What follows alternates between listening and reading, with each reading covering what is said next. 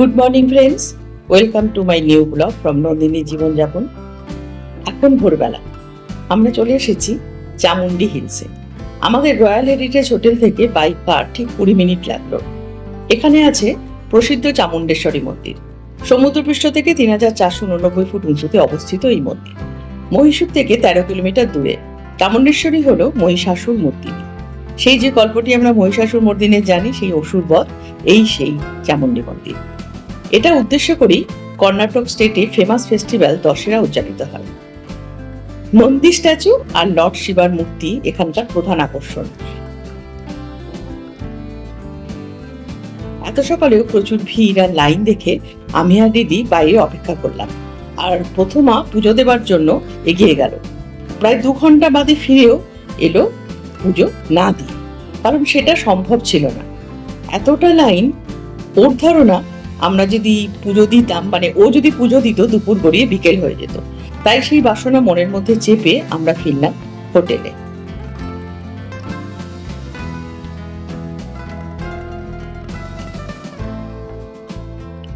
অল্প কিছু খাওয়া দাওয়া করে আমরা বেরিয়ে পড়লাম শ্রীরঙ্গপত্তনমের উদ্দেশ্যে।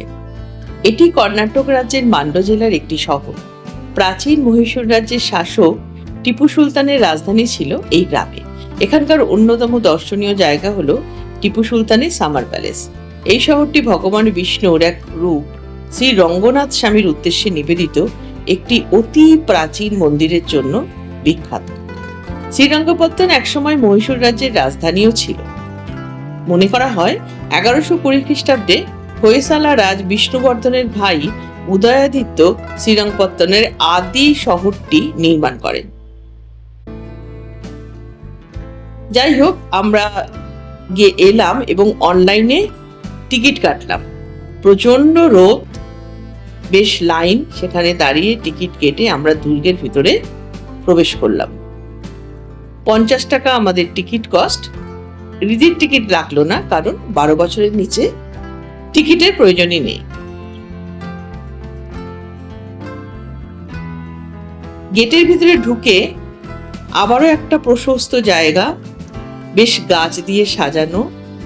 সামনে সোজা বেশ কিছুটা পথ হেঁটে আমরা প্রাসাদের সামনে পৌঁছলাম।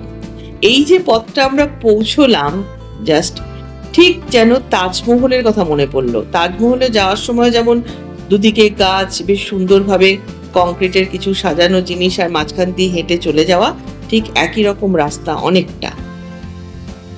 আবার আমরা সিকিউরিটি চেকিং এর পরে, টিকিট চেকিং এর পরে আমরা ভিতরে ঢুকলাম প্রাসাদের অন্দরমহলে। সেখানে দেখলাম ভীষণ সুন্দর পেন্টিং, এত পেন্টিং, এত সুন্দর কালারফুল, বিভিন্ন রকম তখনকার অস্ত্র, সেগুলো তো রয়েছেই। তাছাড়া এই দেওয়ালগুলো আর দরজাগুলো, সর্বোপরি প্রাসাদের কারুকার্য দেখতে দেখতে যেন চোখ ধাঁধিয়ে গেল।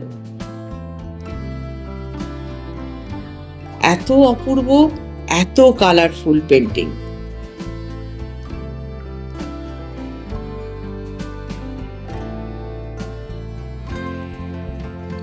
এই মুহূর্তে এইটুকুই। আবার ফিরে আসবো নতুন ব্লগ নিয়ে। কেমন লাগলো বন্ধুরা? লাইক, কমেন্ট, শেয়ার করে জানাতে হবে কিন্তু। এবার আসবো আমরা বৃন্দাবন গার্ডেনের সৌন্দর্য নিয়ে। সবাই ভালো থাকবেন। নমস্কার।